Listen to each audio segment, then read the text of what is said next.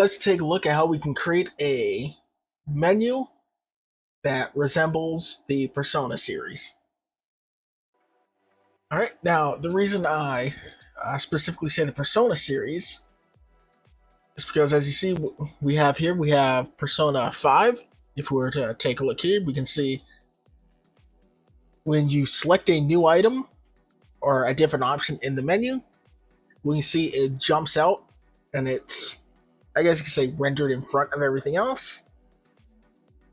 Now, they obviously have something more, I guess you could say, professional going on, right? Something that fits their style. With whatever these colors are going on in the background, they have really thick outlines on their text. But all this stuff is things that you can do, right? With textures or shaders or any other additional material that you want to use. And they did that same kind of thing here with Persona 3 when they went into their menu. Right, you have the initial thing. You can see everything is all angled. You got some stuff in front of others, and when they select it, oh, they're not going to jump back. I miss it. There you go. You can see when they go into a new section, item is all the way in the back, and then when they select it, it has whatever artistic effect that they want. In this case, it's like that triangle, red triangle going on. And you can see it immediately jumps out to the front. It's rendered in front of everything. So it's the same thing that's going on with Persona 5, just kind of a different art style or theming going on. And at its root, this is what we got. I went ahead and I angled them so we could take a look at it. This is something to be a little similar. And if we go ahead and run it, right, we can go ahead and see. If I use my, well, what would be arrow keys, so this should automatically work with controller just by default. But as you can see, when we select a new one, it jumps out, is put in front of everything. And it just makes it very obvious what we have selected at the end of the day. When we unselect it, it goes back to its default position in that it's set at. Now with theirs, there is a little more quicker, so we can always go ahead and tweak those numbers if we want that jump out to be quick rather than as slow as I have it set here. And all we've got here is I just have a control here that has a simple script on it, and all this is doing is saying when this menu or screen, scene, whatever you want to call it, loads up, immediately give our first option grab focus, and with that means we can automatically just start using the controller to go up and down and navigate through the menus.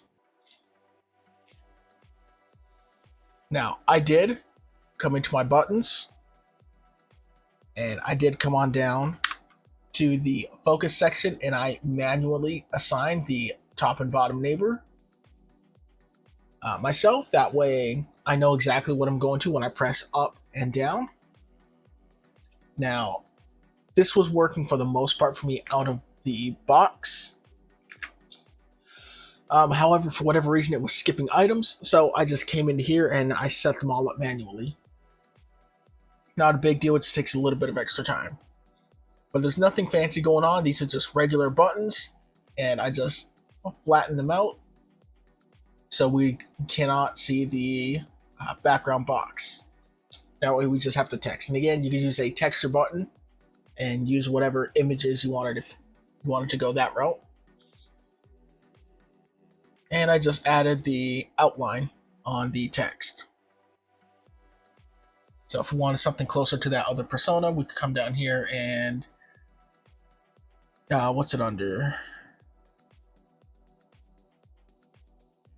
Constants, there it is.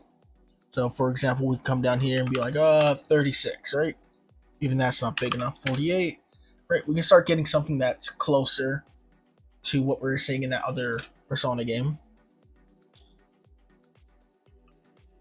Right, and if you wanted to, you could always tweak that outline size as you're selecting one. Now, Of course, the basic thing, or the most important thing, is how are we doing this? All right. So more importantly, let's go ahead and jump in and see how this works with the script. It's very simple to set this up. We're just extending the button, or you could extend your texture button.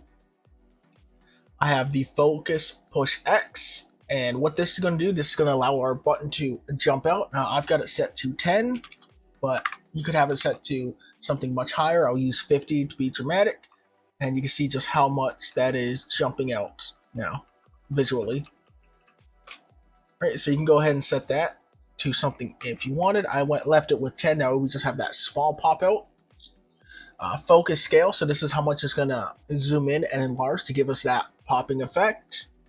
I'm using 1.4 in my example. The focus Z, that's basically just allowing us to, setting it to 100 is going to allow us to ensure that it is being drawn or rendered in front of everything else on the screen. Now, we don't have to quite use 100, that's being a little dramatic and exaggerating a bit, but setting it at 100, we know anything else we put in here is going to be in front. Animation time, how long it's going to take to pop out. We're using 0.12, but if you wanted something much faster, maybe we go to 0.02, right? Now this is a lot more instant. You might like that, you might not like that, but you can come in here and you can make those tweaks. Now, these are, of course, exporters, so you can just modify them per button if you wanted.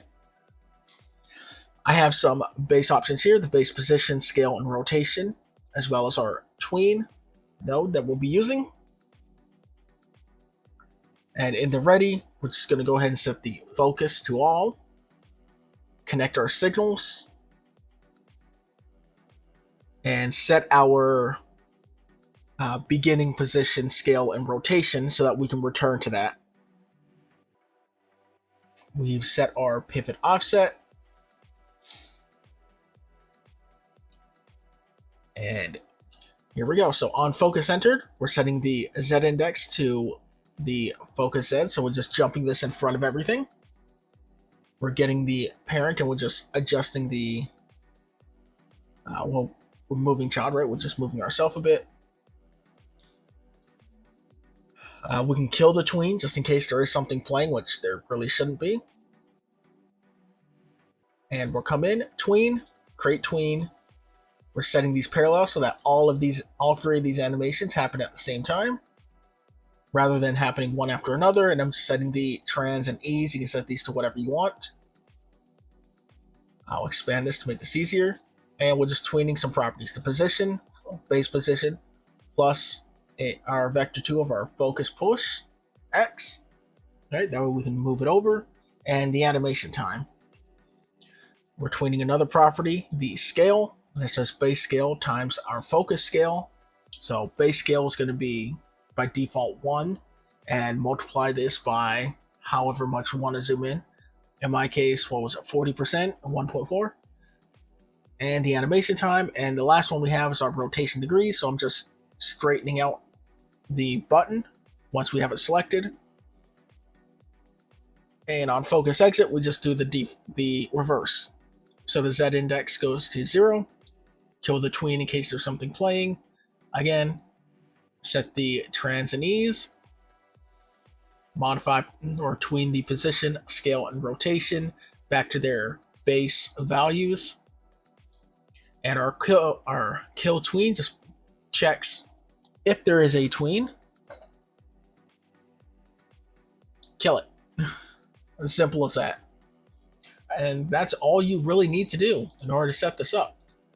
So if I run this, I can now use my arrow keys. It works fine. And if I were to grab my controller real quick and find the end of this, there it is. Unplug this cable, plug the controller in. And if I just restart this, just to start from scratch, I can use my D-pad on the controller just fine.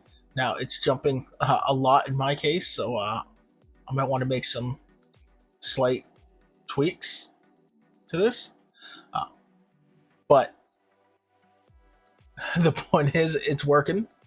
I just got to make some tweaks. For the selection, it seems to be like jumping multiple at a time, but we can see everything works. And that's basically all you need for creating a menu that resembles the Persona menus.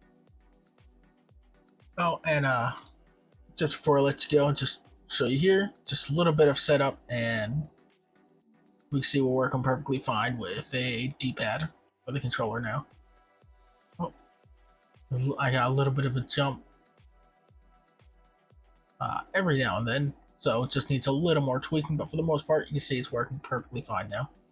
So you just gotta do a little extra work to get it functioning just the way you want it with the controller, but yeah, that's it for real this time. See you guys next week.